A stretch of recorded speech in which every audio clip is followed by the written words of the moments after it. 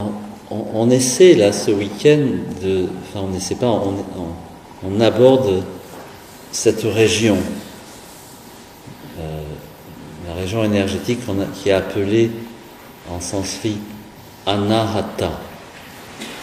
Bon. C'est un mot qui est très curieux. On le traduit par le son non frappé. Donc, si vous vous souvenez, dans la première année, on avait fait cette lecture du corps à partir de 3 régions qu'on avait appelées les nœuds, les granthis. Et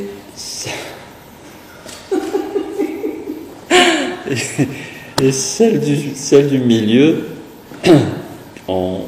qui a été baptisée Vishnu Granthi, en fait, ce Vishnu Granthi ne prend en compte qu'un seul type de nœud, qu'un seul type de blocage, qui sont des blocages cardiaques, affectifs, émotifs. Et c'est un domaine qui est tellement important dans notre vie, parce que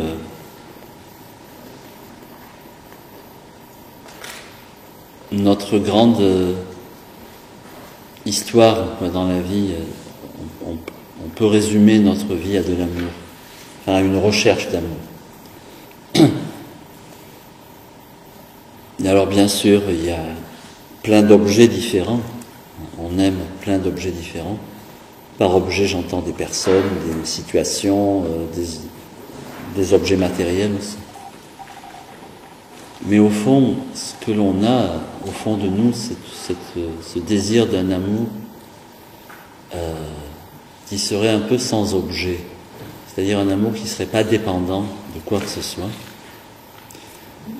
Et qui serait, on appelle inconditionnel. C'est-à-dire qu'il n'y a pas de condition, il n'y a rien qui conditionne cet état d'amour. Et très souvent, on a pensé que il s'agissait pour nous de rencontrer quelque chose, quelqu'un qui nous aimerait, nous, sans aucune condition. Vous n'avez jamais rêvé à ça ?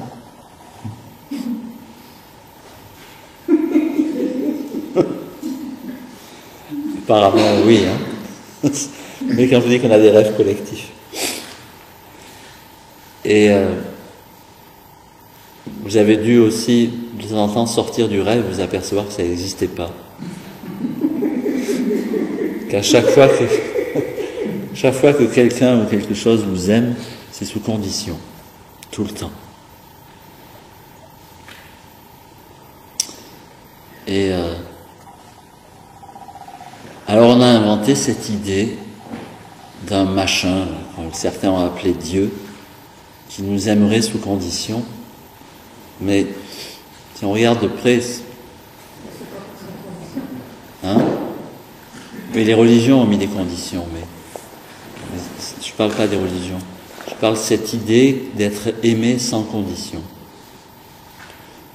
Et pour la plupart d'entre nous, dans nos vies de tous les jours, on ne vit pas cette chose. Et alors, le yoga a énormément questionné cette situation-là, ce désir que nous avons.